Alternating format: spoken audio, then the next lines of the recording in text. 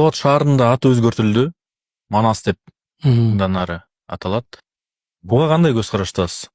Тарых деген өтө оор маселе.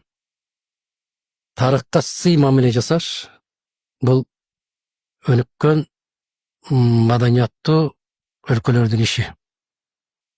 Жалал-Абад бул жалгыз Жалал-Абад эмес. Ал жерде биз бала кезден билебиз 5 абад бар деп. Жалал-Абадты, Султан-Абадты, Бек-Абадты, Кожо-Абадты, Кемпир-Абадты айтып жүрүшчү. Кемпир-Абадта бар беле? Сөзсүз бир ушул жердеки султандын 4 уул, бир кызы болгон экен.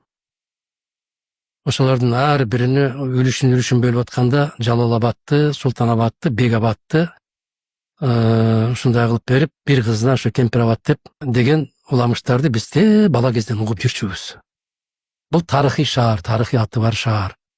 Биринчиден, экинчиден кыргыз мамлекетиндеки борбор шаар, кыска мезгилде борбор болуп тургандагы шаар. Мен таң калам, дүйнөлүк масштабта, дүйнөлүк саясатты өзгөртүлгөн азаматтардагы эч качан шаарлардын атын өзгөрткөн эмес. Чыңгызхан дүйнөнүн жарымын басып алды да. Чыңгызхан деген шаар барбы? Жок дегенде кичинекей канал да жок. Юлий Цезарь, Жатилла. Бир нерсе барбы? Жок жерден шаар курган, кумдун үстүнө, деңиздин боюна шаар курган бир гана Александр Македонский болду. Ал дагы шаардын атын өзгөртпөй, өзү шаар куруп, Александрия деп. Вавилонду өзгөрткөн жок. Ошол кездеки Мемфисти өзгөрткөн жок. Эч нерсени өзгөртүшкөн жок да. Ат өзгөртүү бизден эле калган бир оору болуп калды да.